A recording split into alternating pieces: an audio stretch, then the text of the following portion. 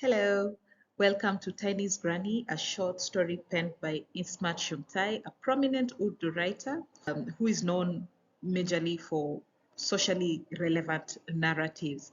So, in a nutshell, this narrative revolves around the life of a granny or grandmother. Granny is a character who undergoes a series of struggles and transformations, and her life is marked by anonymity and struggle and very much dehumanizing effects of societal norms and economic hardships. I want to point out three major incidences.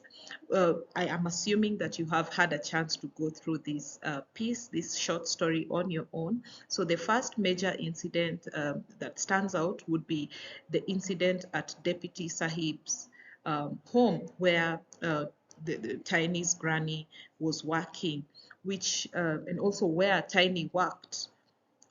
So this incident adds a layer of vulnerability and injustice in the narrative. The second incident is a twist at the end where the monkeys reveal Granny's stolen items, and this symbolizes exposure of her struggles and the judgments she has been facing from the society.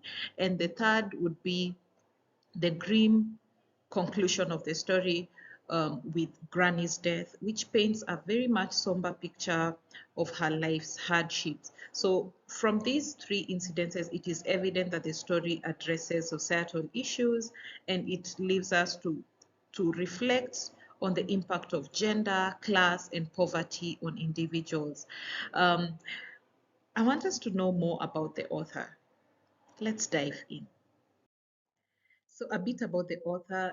Ismat Chughtai was born in India, a place called Badayun, and came from a literate family. And she is a sibling to Mirza Azim, who is a comic writer, and she was privileged to learn history and English from her brother.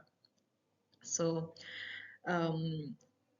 she has written a number of beautiful short stories, novels, essays under the banner of Progressive Writers Movement. Progressive Writers Movement actually opposed the British rule in India and had an active part in pushing for independence. So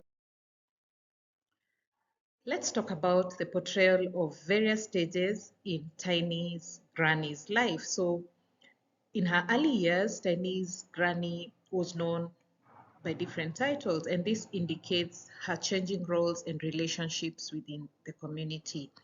So as a child, she was referred to as Bafatan's kid, and honestly, this shows a lack of identity beyond her family association. Then when she progressed into adulthood, she became Bashira's daughter-in-law, and this highlights the societal expectations that were placed on her as a wife and mother. So the story briefly touches upon her role as a mother of Bismillah and indicates a shift in responsibilities and societal perceptions. Then a tragedy strikes, and Bismillah dies during childbirth and leaves a tiny orphan. I think even the name of the baby became tiny because of the fact that the child was left a tiny baby. So Granny's identity transformed into Tiny's granny, and this emphasizes her role as caregiver to her granddaughter. Throughout her life, Tiny's granny engages in various occupations, from doing odd jobs, cooking, apparently also gossiping, and eventually becoming even a beggar. And so this narrative portrays her resilience and adaptability in the face of challenges and highlights the socioeconomic struggles in her life. I also want to say that at each stage of her journey, the societal roles and expectations have shaped Granny's identity. The story also reflects the limitations imposed on women of Granny's socioeconomic background, and this underscores the challenges of navigating societal expectations. In her old age, again, Granny becomes dependent on her granddaughter, Tiny, who is eventually coerced into employment to meet her basic needs or their basic needs. They had to survive. And the narrative also underscores vulnerability of elderly individuals in society, where survival is a constant struggle, especially in situations of poverty. The story reaches a climax when Granny loses her cherished possessions to monkeys, apparently. And this symbolizes her continuous battle against fate and societal circumstances. Granny's life is marked by losses, privations, societal marginalization, and this paints a somber picture on the challenges that individuals have to face. The key characters in this story are, we have Tiny's granny, Bismillah, Tiny, and the monkeys.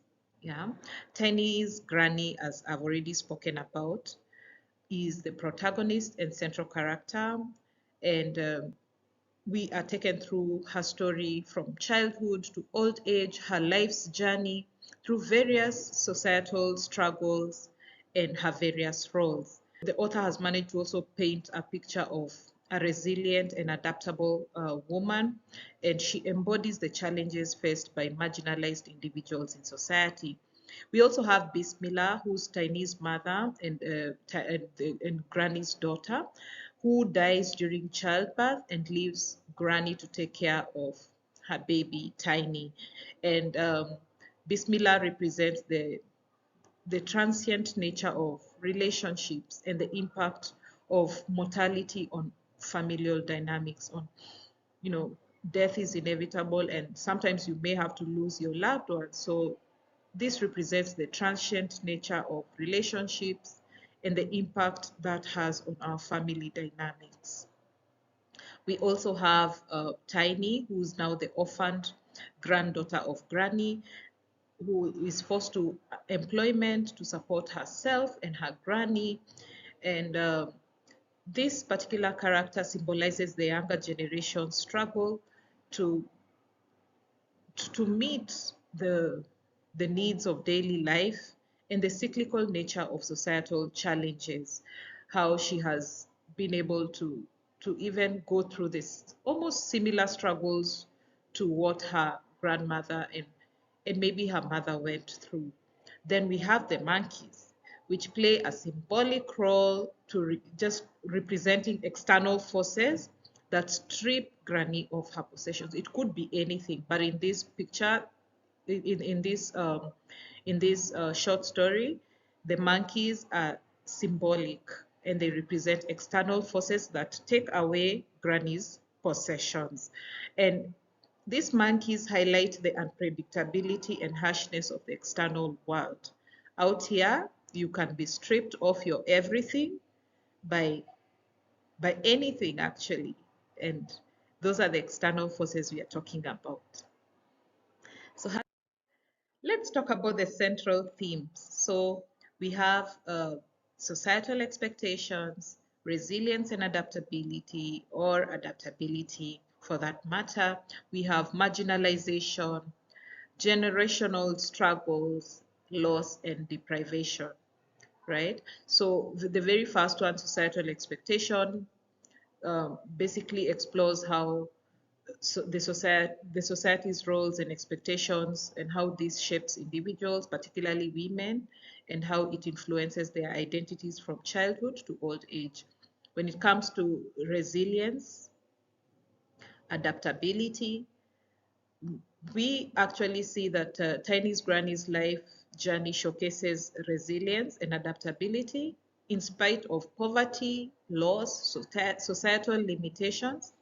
When it comes to marginalization, this narrative sheds light on marginalization of individuals living on the fringes of the society, struggling with poverty, limited opportunities, and societal prejudices. When it comes to generational struggles, it touches on the challenges faced by different generations, and it emphasizes the cyclical nature of of poverty and societal constraints, loss and deprivation.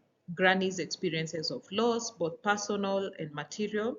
This one underscores the theme of deprivation and the harsh realities faced by society, by those on the who are living on the fringes of the society.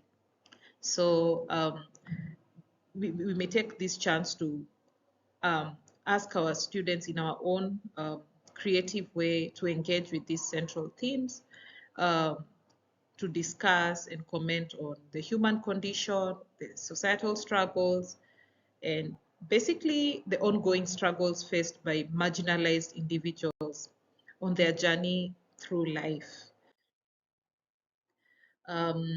Let's talk about the style and narrative technique that has been used. We have the use of colloquial language. This has been done to make it to make the write-up accessible and to reflect everyday speech of the characters. So the choice of language has enhanced authenticity of the narrative and made it relatable to diverse readers. When it comes to metaphors, the author has employed metaphors to convey deeper meanings and emotions. For example, the use of monkeys as a metaphor to symbolize external challenges and societal pressures that disrupt the protagonist's life. Symbolism, we have the symbolism, for instance, we have the burqa worn by Granny, which becomes a multifunctional symbol that represents modesty, protection, shield against societal judgments, and it also symbolizes Granny's identity and her struggles. We have irony, from being a worker to a beggar. And it basically shows the ironic nature of societal expectations and norms. Then we have realism. So Chughtai, the author of this narrative, has tried as much as possible to be grounded on realism. And this has portrayed the everyday struggles of characters in a believable manner, basically. And so this, the use of also realistic dialogues and situations, it just contributes to the authenticity of the story. And then there's that imagery that has been used to evoke the emotions and leave a lasting impact to the reader, whereby, for instance, the description of Granny's stolen possessions and her reaction, it creates a powerful image of loss and despair. Imagery is used almost everywhere. We also have the cyclical nature of Granny's life, moving from one societal role to another, and this is reflected in the narrative structure. So the author's choice to depict life's events in a cyclical manner emphasizes the repetitiveness of struggles. I would like to pose a question to you all. Which is the most cruel animal in the jungle or in the forest? You may think that since I come from Kenya or Africa, where, okay, we have all these big five animals in the jungle, I would know the answer outright. Initially, I also did not answer it correctly. Many people who had been asked these questions before, they may have picked out an animal like a lion, maybe a snake. But to answer this question, the most cruel animal in the jungle, it depends on various factors, and animals exhibit behaviors based on instincts, survival strategies, and their roles in the ecosystem. So the correct answer, when later on I found out, is the most cruel animal in the jungle is a wounded animal. So this, when you look at it this way, you would realize that this defensive behavior of this animal is a survival instinct to protect against potential threats. So why am I introducing this question? The story of Tiny's Granny by Ismat Chughtai is no less. Granny's life experiences could be likened to that of a wounded animal. So throughout her life, if you think about it, Granny faces various hardships, challenges starting from her childhood, where she's given labels such as Bafatan kid, Bismillah's mother, and each stage of her life presents new wounds. Like she has inner wounds, which she carries on to her next struggle, whether it is the loss of her loved ones, the society's judgments, the struggles of survival. So as Granny navigates through the different phases of her life, her responses to these wounds are very much apparent, and the analogy of a wounded animal may very much align with Granny's increasingly defensive survival skills or behaviors, survival-oriented behaviors, from working odd jobs to becoming a beggar, and the things basically that she does that are repulsive, stealing and the like. So just as a wounded animal may display unpredictability and aggression, I would say that Granny's character revolves in response to the wounds inflicted by society and circumstances. So this analogy, you may want to pick it or even use a totally different analogy to just spark that discussion among students, and it will help to emphasize the impact of life struggles on an individual's psychology and behavior, and the complex character that has been shaped by the wounds she accumulates throughout her journey. So here are some lessons that students may also draw from the story.